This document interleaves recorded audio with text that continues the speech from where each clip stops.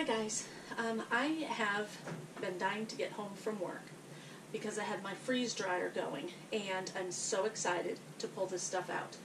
I have marshmallows and Skittles. Yeah, these are Skittles. You put them in regular Skittles. Let me grab the other bag. Just a regular bag of Skittles. I put them in here and they're really good. Skittles have like a chewy taste or texture. These are a little bit chewy, but not super chewy, but really good. Crunchy. A little bit chewy. It almost reminds me of, excuse me, a marshmallow. As I start choking on my Skittle. Those are really good. And the marshmallows, I did, both of the marshmallows are, or all of the marshmallows, they're the small ones. These ones here puffed up a little bit bigger than these ones here, and I'm not really sure why.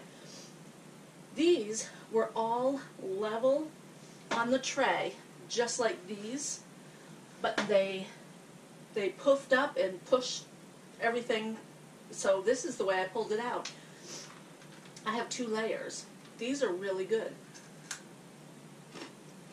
They're like, really good. What's that cereal? Lucky Charms.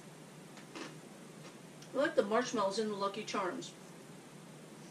These ones here are colored and have a little bit of a different flavor than regular marshmallows. I don't know if you can see that. They're delicious.